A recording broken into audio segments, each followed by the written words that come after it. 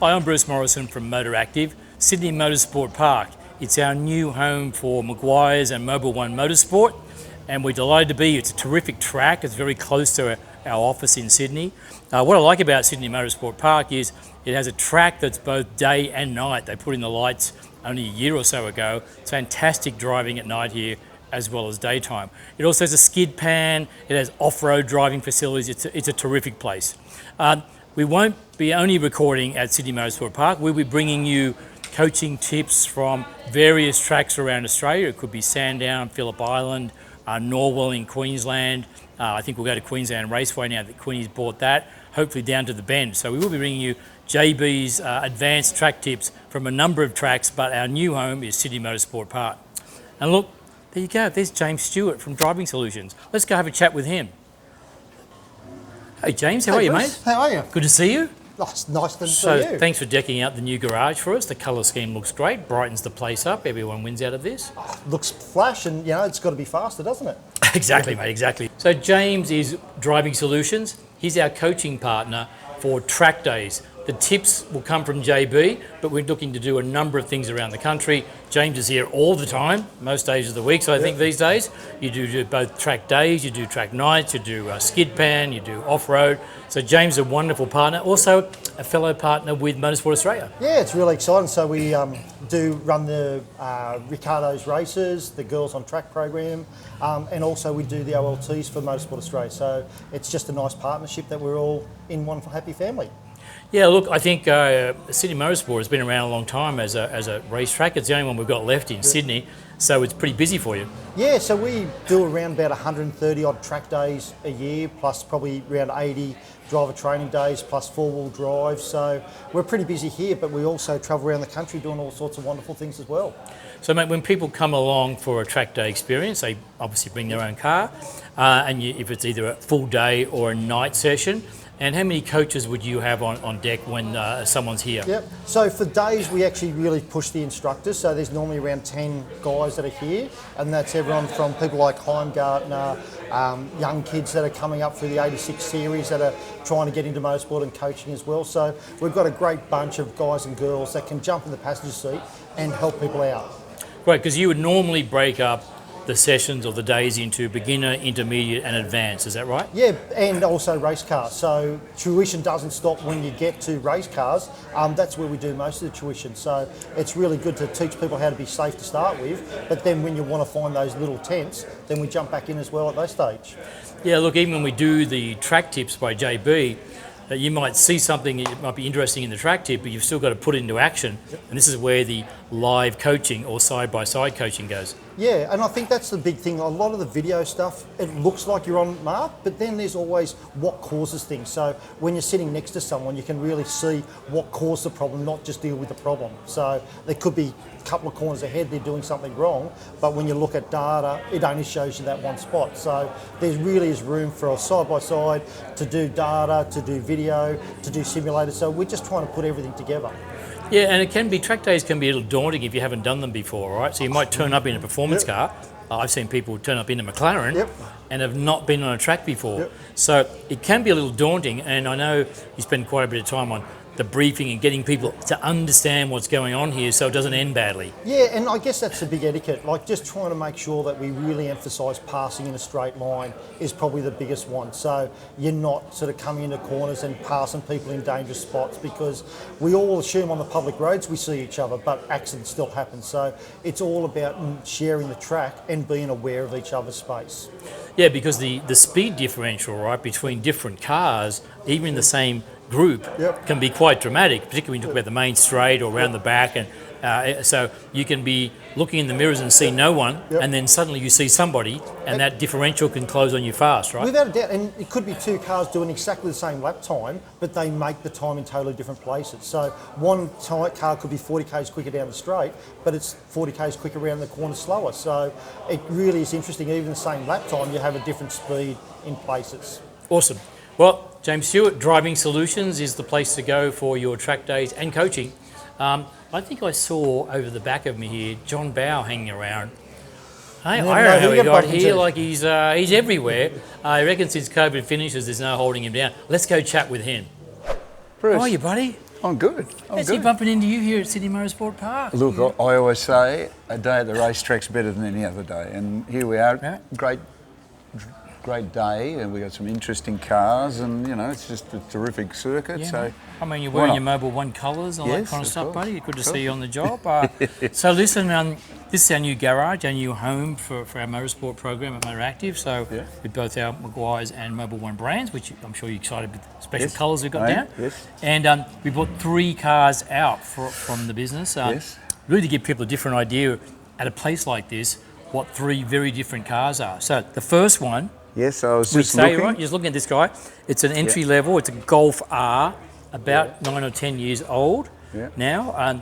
Had a fair number of modifications, but aren't Golfs, either Golf Rs or the GTI, GTIs, terrific. yep. I wouldn't say entry level, but they're such solid ground and affordable track cars, right? They are. The R is full drive, so that gives it quite a lot more security.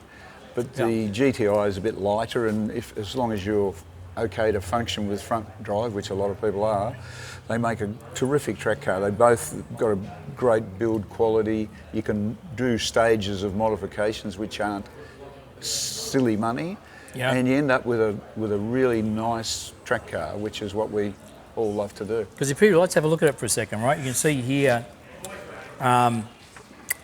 put some wider rubber on, had to just pump out the guard a little bit to give it some clearance. It's also got Brembo calipers on, nice rotors, you know, R-spec tyres which give more grip and are much better for this Yeah. sort of thing, because road tyres get torn up in track competition. So It's like a false economy, isn't it? It If is you bring really, your road tyres out, you chew through them Yes. and buy more and more sets. You're best to get some good tyres. Brakes are also important, right? We're talking about a Golf R here. There's no way standard brakes on a Golf R would cut No. constant use on a track. So you've got to do a brake upgrade, right?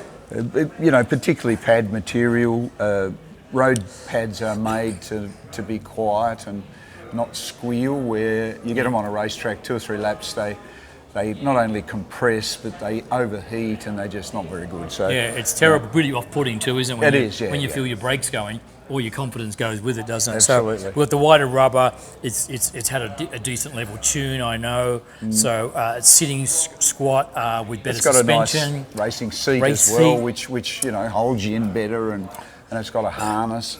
Yeah. It hasn't got a roll cage, which, you know, if you were going to do this a lot, you possibly Yeah. could invest in a roll cage. But so it's still very street usable. Exactly. Well, Street and the legality, being able to drive on the road, right? It's important for a lot of people. So as you start making too many mods, particularly with roll cages, people don't always understand this. You start putting roll cages in a road registered car, you need to understand the ramifications of that. You can't just go It's bolting no in. longer legal as a road car, really. No, you don't. No, They like to so- come factory, right? Yes, So yes. this is a terrific car. It's probably worth $20,000 or $30,000.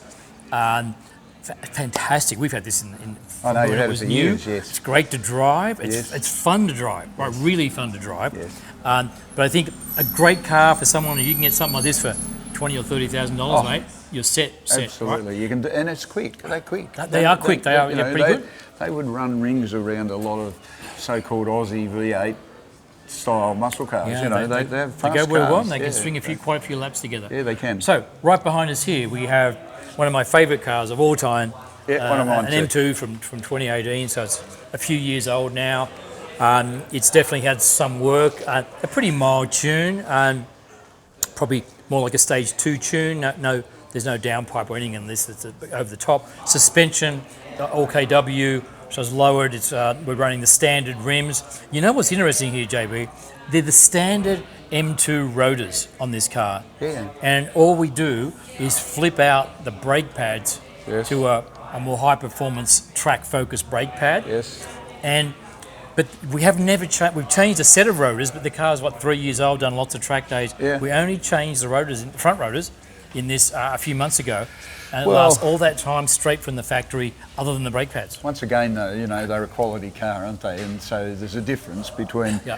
a manufacturer that builds performance cars and the one that doesn't. So the rotor would be made out of really good cast iron, which is, you know, Exactly. there is Yeah. varying degrees of quality of rotor as And well. you pay So, more. This car yeah, is yeah. somewhere in the bracket now, 80,000, 110,000. You could probably pick up a M2 Competition second hand for in probably 110, 120, which has some better goodies. But Yeah, not much better though. no, I don't think they're that much better. I've certainly driven behind them here. I don't think you give up much to them. You can tweak a standard one.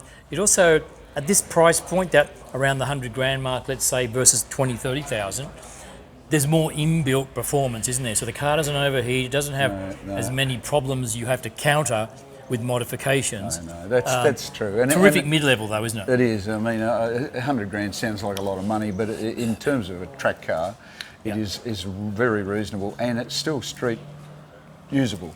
So you know, you can drive it to the track. You can use it. It won't spread itself all over the track, no, exactly, which some cars do, and then you can drive it home if you want to. And it doesn't look outdated. It's a terrific car. Like it's very well balanced. I think it's a fun to drive car. Importantly, I think even in advanced track driving, people always think it's about power. No, and you go, gee, you can get yourself into trouble with too much power to the rest of the car, like handling and braking. Yes, This is very good. So is the Golf from a power and everything, but it can be misleading, can't it? It's not power to weight, it's more power to handling. And I mean, you can have, this is quite a fast car. I mean, it's the next step up from the Golf, but it's not crazy. You know, I've driven cars that had 800 horsepower, but they didn't have the road holding or the grip or the traction to handle the 800 horsepower. So, you know, you end up, all you do is get in a lather of sweat, tearing up your tyres. These are very good cars. And you can get yourself in a lot of strife around here with a taily rear end, can't you? Yes, and it can step out on you. Or angry throttle. That's right. An angry throttle comes from the driver's That's right. foot. And you also have to, there's not one lap here, right? The idea is that you've got to string quite a few laps together. So you need a car that will get to a level that you can drive to your ability in the car. And it's got to keep doing a few laps, right, before things overheat or things go off. So I found this car very, very good for that. It copes well. It's turbo, so it's not great when it's 42 degrees. None of them are. Same with the Golf. They all lose they run out a bit of puff. But turbos are terrific. Yeah. Nowadays, turbos are awesome cars. You know, the early stages of turbos, they were unreliable, but this would go forever, and it's terrific. And it'd be great at Sydney Motorsport Park tonight because it runs really well when it's in the cool air, so night time will be great. Yeah. Now, out here, we have, as you know, something special for me. We're going to step up from the, $100,000 car to, let's say, the 250 plus bracket, right? There's a lot of stuff you can buy under over 250k. This is a Porsche Cayman GT4 Club Sport. This is a turnkey, proper track car, so you can race it as well as do track days. So it's quite, isn't it? It's a sensational car. You're going to see what this is like to drive. You've driven it, of course, when we did Bathurst. It's the next step up. I think what's intriguing is for a car that's built that will race, how you can just get in it. It has a key, like a key, normal key, and you turn it. It has a fighter pilot switch on it. But you then drive off, and it effectively behaves a lot like a road car, but really fast. But it's got everything to go with it. It's got some aero. It's got big tyres, big brakes. It's got a cockpit that's like any GT car in the world. It's very much built for safety of the driver, the inhabitants. It's a proper, as Porsche do. There's a few other manufacturers do it too. They do. McLaren do a GT4, Mercedes do a GT4. I think Aston do a GT4. But for me, I mean, I'm a Porsche. I call myself a Porsche file. I love Porsches. Porsche file, okay. We're going to be careful saying that too quickly. You would. That's right. So, but I mean, I love Porsches, and I think this is just the ultimate track day car. It's terrific, isn't it? What more could you want? A beautiful racetrack, and it is a beautiful racetrack, and 3 exciting cars.